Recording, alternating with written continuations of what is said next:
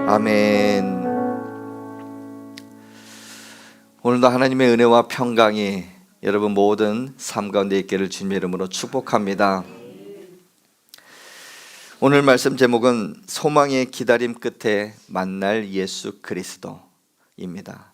이 말씀으로 함께 은혜를 나누길 원합니다. 사람의 마음을 가장 설레게 하는 것이 있다고 하면 기다림이 아닌가 생각이 듭니다.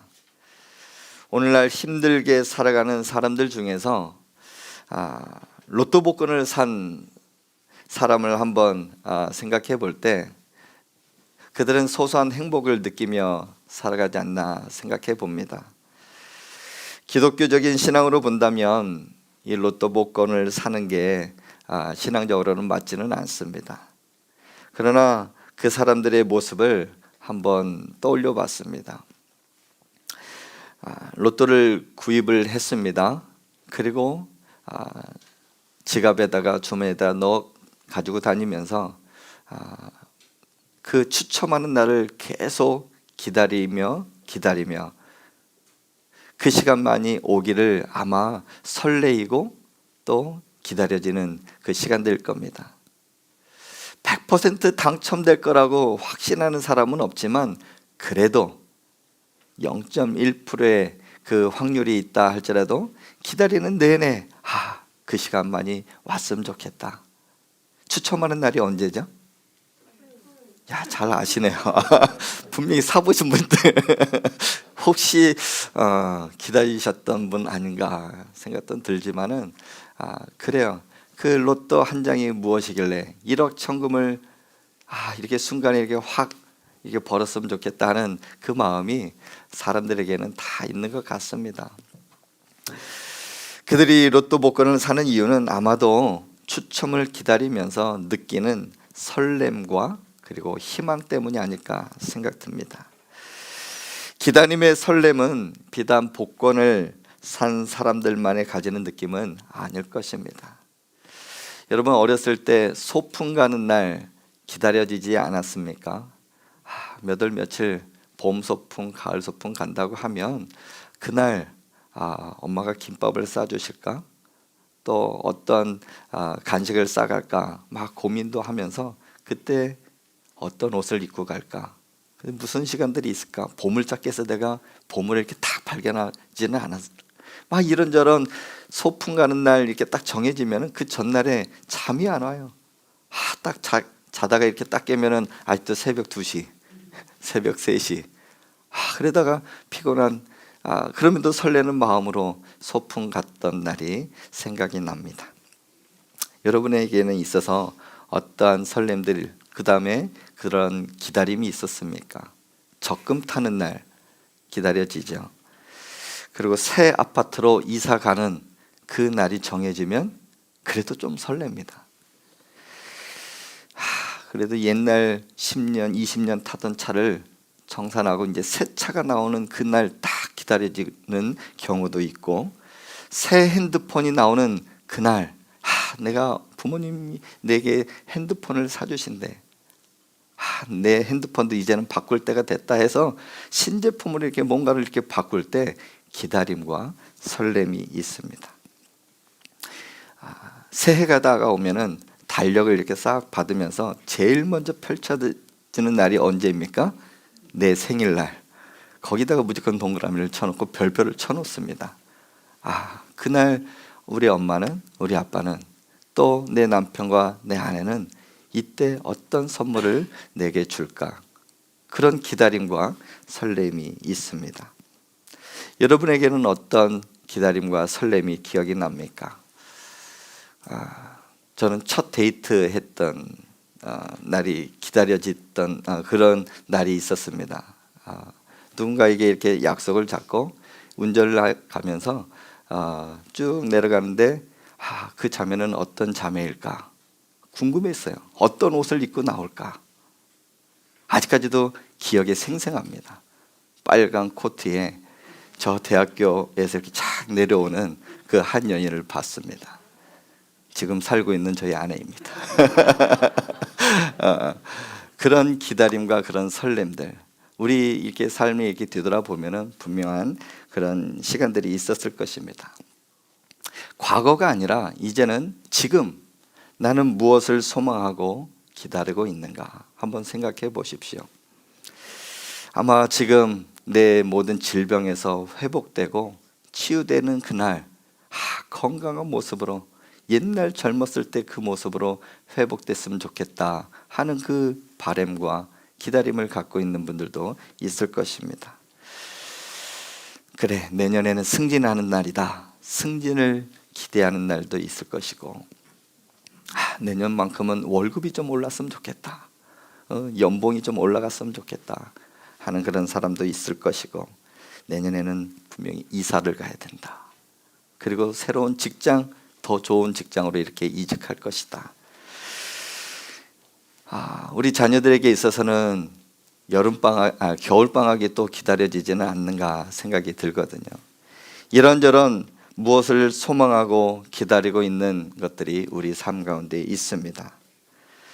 그런데 그런 것보다 더 우리가 소망하며 기다리는 기다림, 우리 모두에게 공통적으로 기다리는 기다림은 예수님이 다시 오는 거 아닐까 생각이 듭니다. 예수님이 이 땅에 다시 오시는 것을 여러분 기다려지십니까? 오늘 찬양팀에서 마라나타라는 그 찬양을 부르면서 주 예수여 어서 오시옵소서, 빨리 오셨으면 좋겠습니다 하는 소망으로 하나님 앞에 찬양을 올렸습니다. 주님이 이 땅에 오시면 우리가 지금 현재 당하고 있는 어려움, 고통, 근심, 염려, 그 모든 것들이 문제가 다 해결되거든요. 학교 가기 싫어도 이제 학교 안 가도 됩니다. 주님 오시면. 직장 안 가도 되고, 이런저런 삶의 어려운 상황들이 주님이 오심을 통해서 모든 문제가 다 해결됩니다. 여러분 진짜 주님을 기다리십니까? 네, 아멘. 근데 대중에는 안 오셨으면 하는 표정들도 짓고 있는 것 같습니다. 오늘 우리가 살면서 내 삶이 굳이 예수님이 오시지 않아도 되는 것처럼 생각하기도 합니다. 아마도 적당히 세상을 살면서 종교 생활하는 것으로 지금 현재 내 삶이 만족해 해버리는 그 현대인의 마음이 우리 마음 한 자리에 이렇게 자리 잡고 있지는 않은가. 또한 우리 주님을 우리 삶에 모셔야 하는 간절함이 사라지지는 않았는가 하는 생각이 듭니다. 그건 오늘날의 문제만은 아닙니다. 중세 교황을 중심으로 권력을 행사했던 16세기, 그때 당시에 교권주의자들의 이야기입니다. 예수님께서 부활하시고 승천하신 이후에 초대교회가 세워지고 복음을 전하기 시작했습니다. 그런데 예수 그리스도 복음을 전하는 그때마다 핍박이 너무나 심했던 거예요. 예수님 믿는 것 때문에 처형을 당하고 사형을 당하고 엄청난 핍박이 있었던 시기가 있었습니다. 근데 그 이후에 많은 사람들이 제도를 만들어 놓고 틀 안에서 형식적으로 드리는 예배, 예수님의 권위보다는 교황의 권위를 내세우고 사람 중심의 종교를 행사하는 시대의 한 소설의 이야기입니다.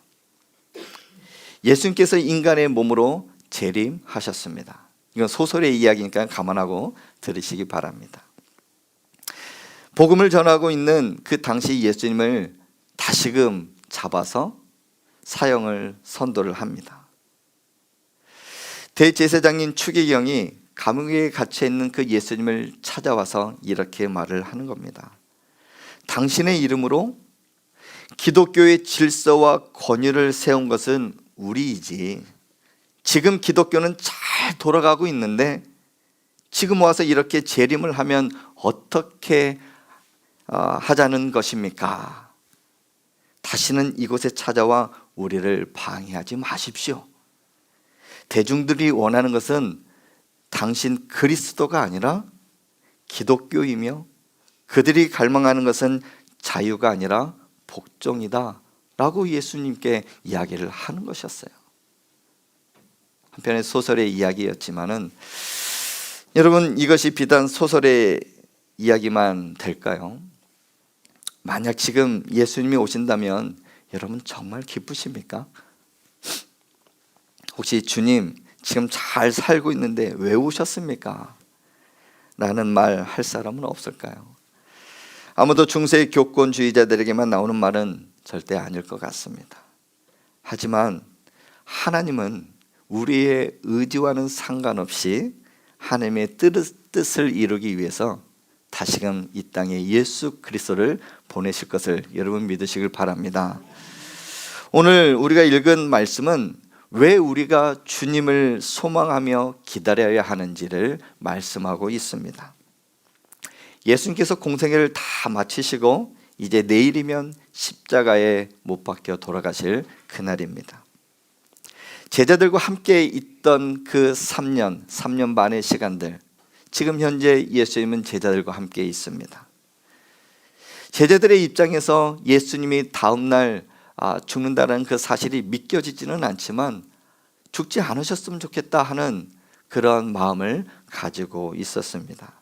그런저런 생각들, 예수님께서 돌아가신다? 우리가 예수님 많은 기적을 베푸시고 또 바리새인뿐만 아니라 권력을 갖고 있는 많은 사람들에게 정말 쓴소리를 내뱉으며 당당하게 살아가고 있는 예수님, 그 예수님이 우리의 방패가 되시고 정말 그분 때문에 우리가 살아갈 수 있는 이유가 있었는데 내일 십자가에 못 박혀 돌아가신다고? 절대로 용납할 수 없는 그런 상황이었습니다. 아마도 제자들에게는 이런 두 가지의 마음이 있었을 것 같아요. 첫 번째는 마음이 너무나 아팠을 겁니다. 주님이 떠나신다는 것은 이제 한순간에 싹 사라지는 이별이거든요. 이 땅에 계시지가 않는 거예요. 사랑하는 주님과 해야 하는 그런 헤어짐의 가슴 아픔, 그 부분이 분명히 있었을 것입니다. 또 다른 한편에 있어서는 안타까웠을 거예요. 제자들은 주님을 메시아로 믿고 따랐습니다.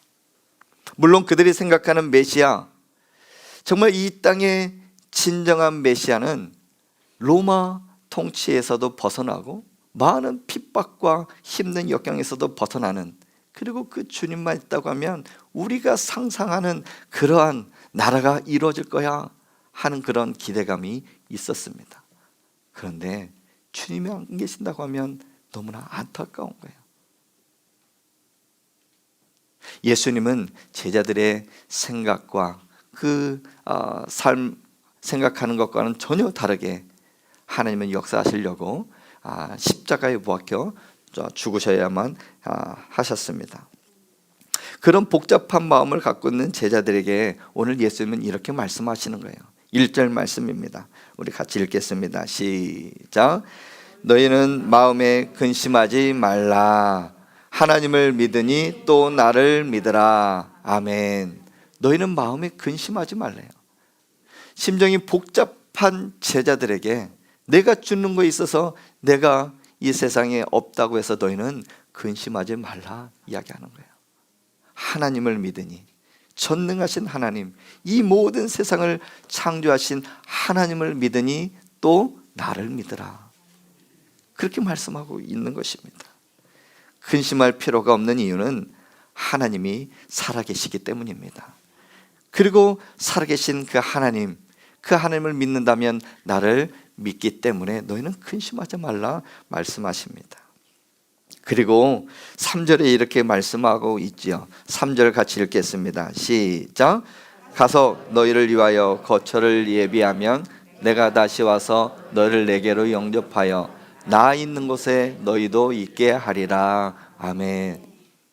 근심하지 말라 이렇게 말씀하시고, 내가 가는 이유는 내가 다시 오겠다. 너희들의 거처를 다 예비해 놓고 내가 다시 오겠다 하는 사실이었습니다. 지금 제자들은 주님과 헤어져야 합니다. 주님이 자기들을 떠나셔야만 합니다. 이제부터 주님 없이 살아가야 하는 제자들의 그 모습, 아니 주님께 걸었던 모든 꿈과 희망을 이제 제자들은 다 포기해야 할 할 것입니다. 그런데 주님께서는 그게 아니야. 너의 삶이 다 포기되어지고 꿈이 포기되는 게 아니야. 그거 이상으로 내가 이룰 일들이 있는데 그것은 내가 너희들의 모든 거처, 영원한 거처, 하늘의 거처를 예비하고 내가 다시 올 거야. 그렇게 말씀하고 있는 것입니다. 그 이후에 예수님께서는 요한복음 14장 16절에 이렇게 말씀하고 있습니다. 내가 아버지께 구하겠으니 그가 또 다른 보혜사를 너희에게 주사 영원토록 너희와 함께 있게 하리니. 너희가 이제 혼자가 아니야. 너희들 눈에는 내가 보이지 않는다 할지라도 나 대신 하나님께서는 다른 보혜사 성령 하나님을 너희에게 보내주실 거야. 너희 걱정하지 마, 근심하지 마. 그렇게 당부하고 있는 것입니다. 여러분, 그렇습니다. 주님께서 하늘로 올라가신 이후 다른 보혜사, 다른 말로 하면 성령 하나님이십니다. 우리를 보호하시고 인도하시는 그 하나님을 우리에게 붙여주셨습니다. 그 성령의 능력으로 제자들은 담대하게 복음을 전했습니다. 복음을 전할 때마다 성령의 역사가 나타나고 때로는 거센 핍박 속에서도 때로는 죽음의 위험 앞에서도 전혀 주눅들지 않냐고 복음을 전했습니다. 우리가 살아가는 우리의 삶도 그렇지 않습니까? 우리 눈에는 살아계신 예수 그리스도 그분을 만난 사람은 아무도 없을 것입니다. 그러나 전능하신 하나님을 우리는 믿고 있고 그 예수 그리스도 하나님의 아들로 믿고 있다는 사실은 보혜사 성령 하나님께서 우리와 함께 계심을 여러분 믿으시길 바랍니다. 그리고 그분을 믿고 나아가 주의 복음을 전할 때마다 와, 내가 행한 일이 아닌데 어떻게 저분이 하나님을 믿을 수가 있지? 지금 이곳에서 우리가 예배 드릴 수 있는 것도 하나님의 크고 크신 은혜인 줄 여러분 믿으시길 바랍니다. 성령 하나님께서 역사하신 거예요. 그런 우리에게 주님은 말씀하십니다. 다시금 근심하지 말라. 내가 다시 올게. 여러분, 주님이 다시 오신다는 그 사실에 여러분 힘을 얻으시고 위로를 받으시길 바랍니다. 우리 주님은 다시 오시기 때문에 우리는 다시 힘을 낼 수가 있습니다. 그런데 주님께서 제자들 떠나신 이유가 있어요. 우리 2절 말씀을 우리 같이 읽겠습니다. 시작. 내가 너희를 위하여 거처를 예비하러 가노니. 무엇을 예비하러 가신다고요? 거처. 우리가 살 곳을 예비하러 가신대요. 지금 우리가 살고 있는 곳에는 월세를 내면서 사시는 분도 있고 전세를 속에서 이렇게 살아가시는 분도 있고 내 집에서 이렇게 살아가는 분들도 있어요. 근데 월세를 내고 전세를 내면서 정말 집장만 하는 게 젊은 우리 결혼하는 사람들 또 결혼해서 이렇게 살아가는 사람들의 가장 큰 꿈이 아닌가 생각이 들거든요. 그런데 우리가 죽음 앞에 있어서 그리고 주님이 다시 오시는 그날에는 그 모든 것들이 다 똑같아져요. 다 평등하게 되어져요. 제일 중요한 것은 주님이 오실 때 하늘나라에 내 거처가 준비되어 있는가. 내가 그것을 위해서 또 주님을 위해서 내가 거처가 준비된 그 사실을 믿고 살아가는 게 가장 중요한 사실입니다. 주님을 믿고 있다고 하면 여러분의 거처는 하늘나라에 예비된 줄 여러분 믿으시길 바랍니다. 그러니까 우리가 주님을 오신다는 그 사실에 기대감을 갖고 설레임을 갖고 살아가야 되는 이유가 여기에 있어요. 내 집은 얼마나 클까요? 또 내 집은 얼마나 화려할까요? 어떻게 생겼을까 참 궁금하지 않습니까? 그러나 그 모양이 그리고 어떠한 화려한 그 모든 것들이 갇혀 있는 게 중요한 것이 아니라 내 거처가 있다라는 사실에 여러분 감사할 수 있기를 바랍니다. 이것은 예수 그리스도를 믿음으로 말미암아 생기는 우리 하늘나라의 거처입니다. 우리가 살아가는 세상살이는 결코 우리를 편안하고 안전하게 보장해 주지 못합니다. 그런 우리에게 주님은 하늘의 거처를 마련해 주신다는 약속하셨습니다. 그리고 그 거처가 마련되면 다시 와서 우리를 영접하신다고 말씀하십니다. 돈이 없어서 집을 비워야 하는 그런 집이 아닙니다. 월세를 내지 못해서 주인으로부터 면박을 받아야 하는 그런 집이 아닙니다. 전세 기간이 다가왔는데 주인이 전세금을 더 올려달라고 하지 않을까 하는 그런 걱정도 안 하셔도 됩니다. 그것은 우리가 거하는 영원한 거처가 될 것입니다. 그것은 염려할 것이나 걱정할 것 하나 없는 안전한 곳, 평안한 곳입니다. 그러나 우리는 매일 수많은 염려와 걱정 가운데 살아가고 있습니다.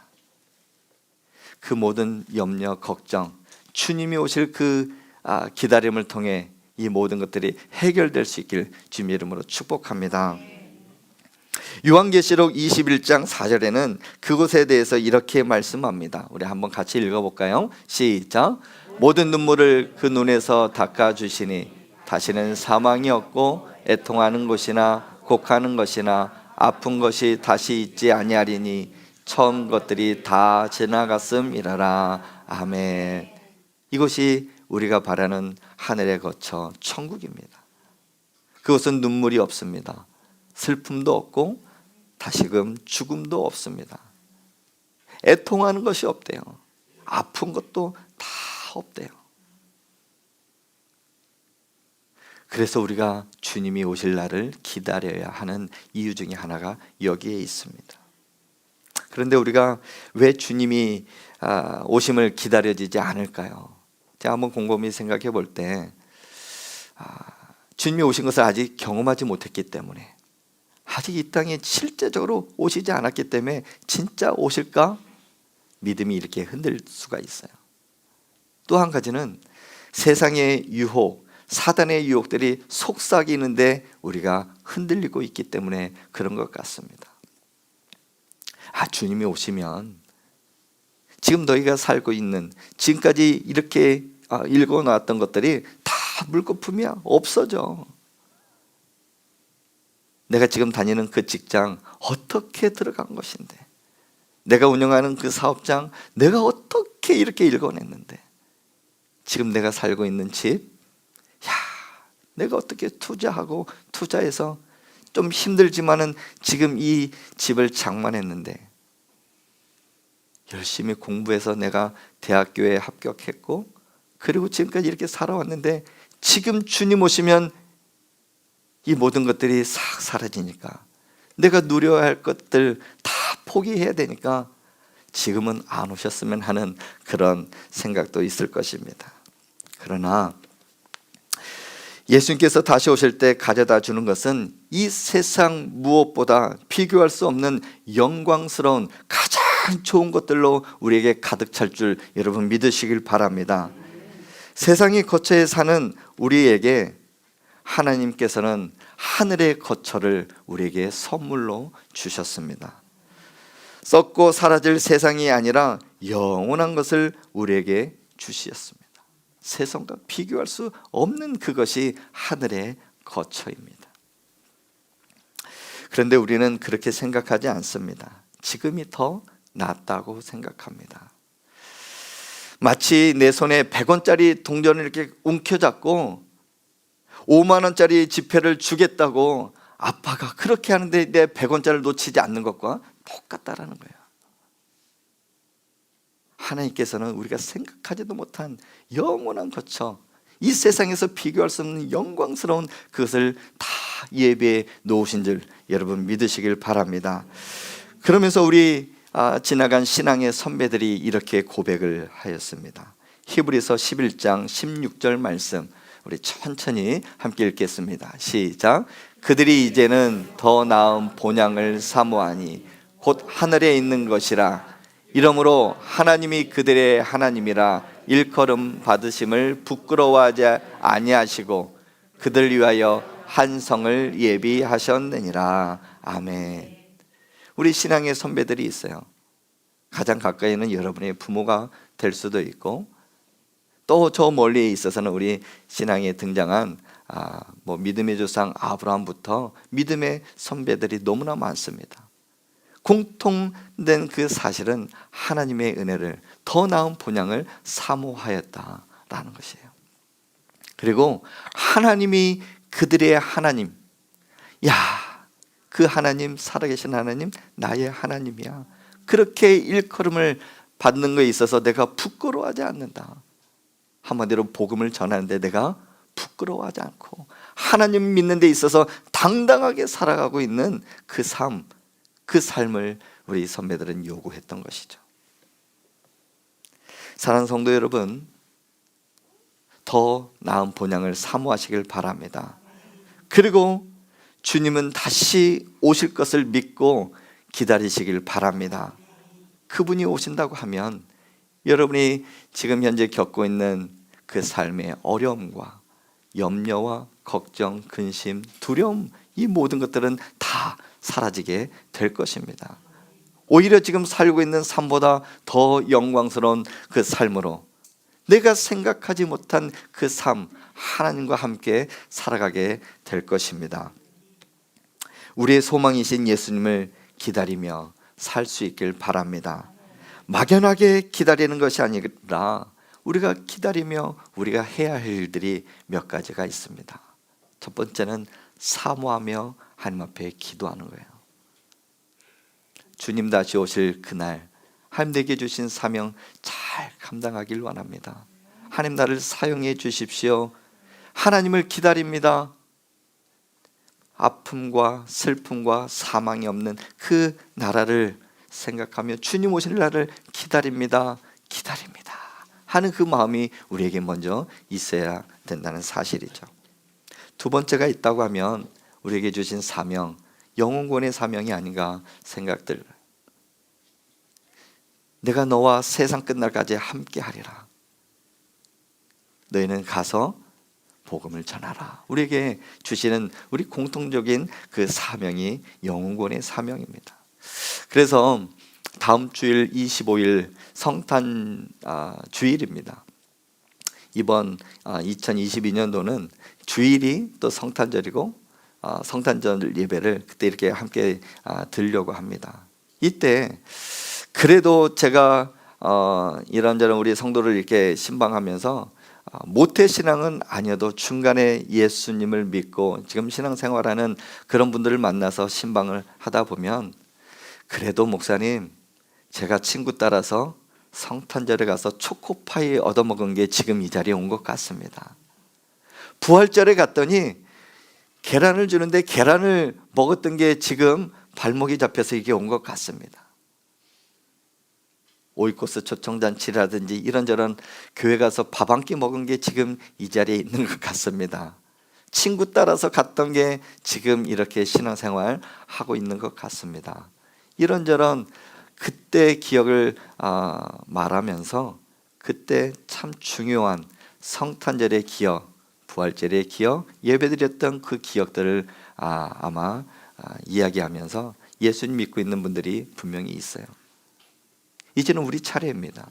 예수님을 기다리는 그런 마음 가운데 이제는 우리만 기쁨의 잔치가 아니라 믿지 않는 영혼들, 친구들과 가족들과 그날만큼은 오셔서 만찬도 있고 또 기쁨의 또 예배가 있고 이런 자리에 한번 온다라는 하면은 그 앞으로의 인생은 하나님께서 복되게 만들어 주실 줄 믿습니다.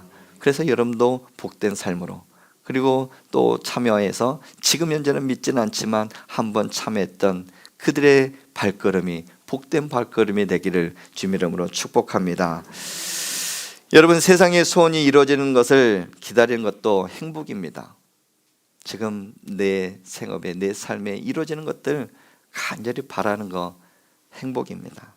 그러나 가장 큰 행복은 다시 오실 주님을 설렘으로 기다리는 것입니다. 왜냐하면 그 주님의 손에 영원한 것들이 담겨져 있기 때문에 그렇습니다.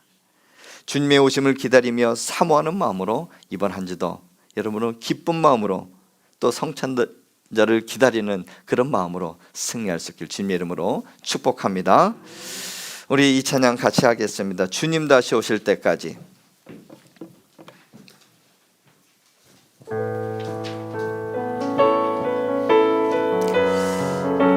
그날을 기대하면서 주님 내가 기도하겠습니다, 사명 잘 감당하겠습니다 하는 그런 마음으로 함께 찬양합시다.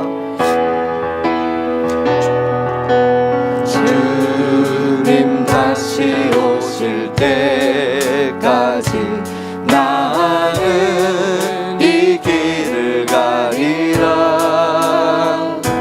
좁은 문 좁은 길 나의 십자가 지고 나의 가는 이 길 끝에서 나는 주님을 보리라. 영광의 내 주님 나를 맞아주시니. 주님 다시 오실 때까지 나는 일어나 달려가리라. 주의 영광 온 땅 덮을 때 나는 일어나 노래하리. 내 사모하는 주님 온 세상 구주시라. 내 사모하는 주님 영광의 왕이시라. 우리 주님은 반드시 다시 오십니다. 그러나 우리가 그날을 정말 기다리는 마음으로 고대하고 있는가? 하나님, 주님을 기다리는 사모함을 내게 허락하여 주옵소서. 이 땅 가운데 모든 죄를 사해 주시고 우리의 고초를 예비하러 가신 주님은 다시 오신다고 우리에게 약속하셨는데, 우리가 주님 오실 그날을 기대하며 기도하며 살아가게 하여 주옵시고, 또한 우리의 사명을 잘 감당하게 하여 주옵소서. 내게 주신 직분, 달란트, 그리고 주의 복음 전하는 그 사명을 잘 감당케 하여달라고, 또한 돌아오는 우리 주일 성탄절 예배를 하나님 은혜 가운데 모든 성도들과 친구들과 가족들 함께 예배할 수 있는 은혜를 우리에게 허락해달라고 우리 합심하여 함께 기도하겠습니다. 하나님 아버지의 은혜와 사랑을 감사합니다. 주님 다시 오시는 그날까지 우리가 하나님 아버지 기대하는 마음으로, 기다리는 마음으로, 설레는 그 마음 가운데 하나님 아버지 지낼 수 있도록 인도하여 주시옵소서. 이 세상에 살아가는 것도 너무나 좋지만 다시 주님이 오신다는 그 은혜 속에 기다리며 소망을 갖고 살아가게 하여 주시옵소서. 영원한 하나님 아버지시여 거쳐 하늘의 거처를 사모하며 살아가게 하여 주옵시고, 이 땅 가운데 내가 거할 때 기도하는 마음으로 기다리며 기대하게 하여 주옵시고, 내게 주신 그 사명 잘 감당할 수 있는 은혜가 우리에게 있게 하여 주시옵소서. 주어진 하나님 아버지 사명, 우리 자녀들은 자녀들의 사명을, 하나님 아버지 직장 가운데 있는, 생업 가운데 있는 모든 성도들의 삶을 하나님께서 주관하여 주옵시고, 어디 있든지 무엇을 하든지 귀한 사명, 하나님의 은혜를 흘려보낼 수 있는 은혜가 있게 하여 주시옵소서. 우리의 모든 죄악을 사하시고 십자가에 못 박혀 돌아가시며 부활하신 주님, 승천하신 주님, 그리고 다시 오시겠다 약속하신 그 주님, 그 주님을 기다립니다. 사모합니다. 하나님, 우리 10년 가운데 거하여 주옵시고, 진정으로 이 땅을 통치하실 예수 그리스도, 그분만을 온전히 바라봅니다.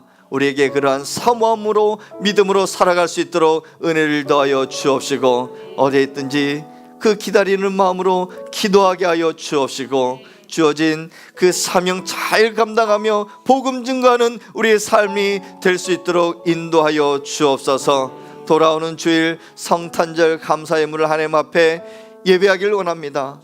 지금 믿지 않고 또 방황하는 모든 가족들, 친구들 한 자리에 모이게 하여 주옵시고, 하나님께서 은혜가 넘칠 수 있도록 인도하여 주옵소서. 한 주간도 우리를 구원하신 예수 그리스도를 만남을 통하여 함께 동행하는 승리의 하루하루가 되게 하여 주옵소서. 지금은 우리 주 예수 그리스도의 은혜와 하나님 아버지의 무한하신 사랑과 성령님의 감화 감동 위로 교통 충만하심이, 소망의 기다림 끝에 만날 예수 그리스도, 다시 오실 예수 그리스도를 믿음으로 기다리며 기도하며 살아가기로 결심하는 모든 심령들 머리 위에, 감일 하남교회 이외에 우리 다음 세대 가운데 이제로부터 영원토록 함께 있을지어다. 아멘.